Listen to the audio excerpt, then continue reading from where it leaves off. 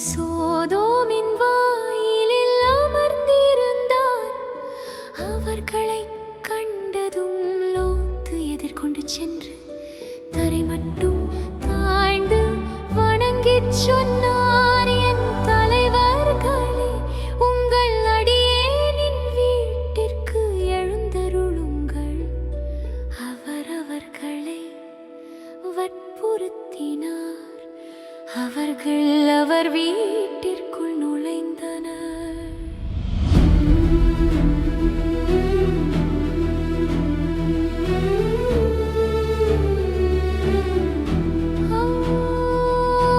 அவர்கள் படுக்கை செல்லும் நகரத்து மனிதர்கள் வீட்டை சூழ்ந்து கொண்டனர். இன்று இரவு வந்த அந்த மனிதர்கள் எங்கே? அவர்களை வெறியே கொண்டு வா. இத்தகைய தீமை செய்யாதீர்கள் என லோத்து வேண்டினார். வானதூதர்கள் கைகளை நீட்டி லோத்தை வீட்டிற்குள் இழுத்து கதவை அடைத்தனர். வாயிலில் இருந்த சிறியோர் முதல் பெரியோர் வரை அனைவரையும்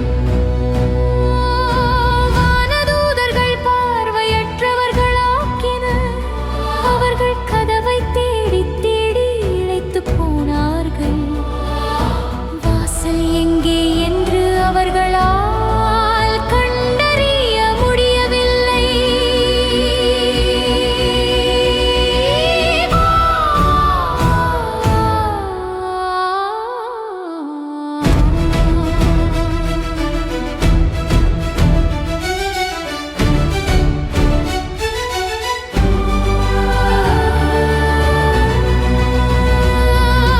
வானதூதர்கள் லோத்திடம், இவ்விடத்தில் இருந்து வெளியே அழைத்துச் செல்.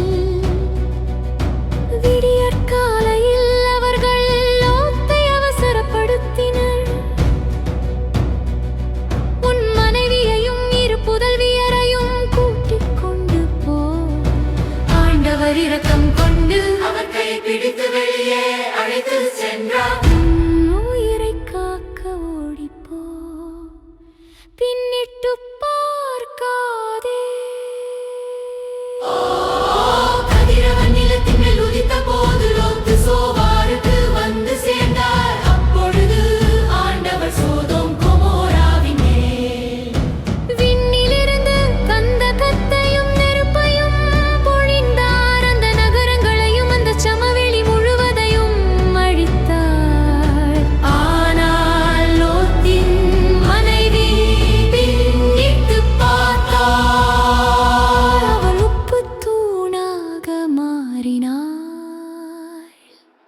ஆபிரகாம் அதிகாலையில் எழுந்து ஆண்டவர் முன் நின்ற இடத்திற்கு சென்றார். அவர் சோதோம் கொமோராவையும் சமவெளி முழுவதையும் நோக்கி பார்த்தார். அதோ அந்த நிலத்தில் இருந்து எழும் புகை சூளையின் புகையைப் போல் எழக் கண்டார்.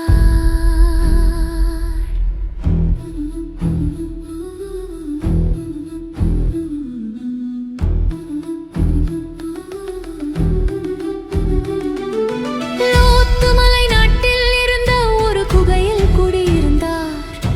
லோத்துவின் மகள்கள் தங்கள் தந்தைக்கு மது குடிக்கக் கொடுத்தார்கள்.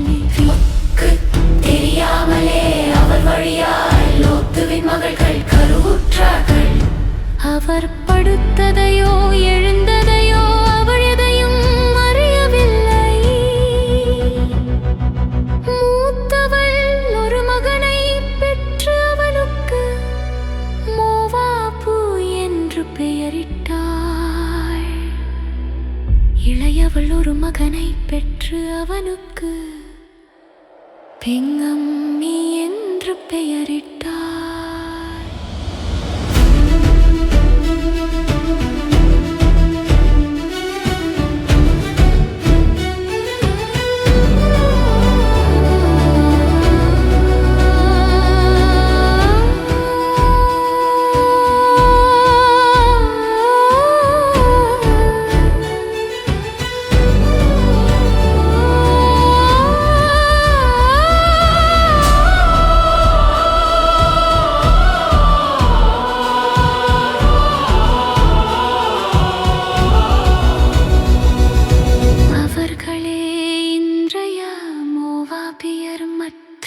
அம்மோனியரின் தந்தையாவர்.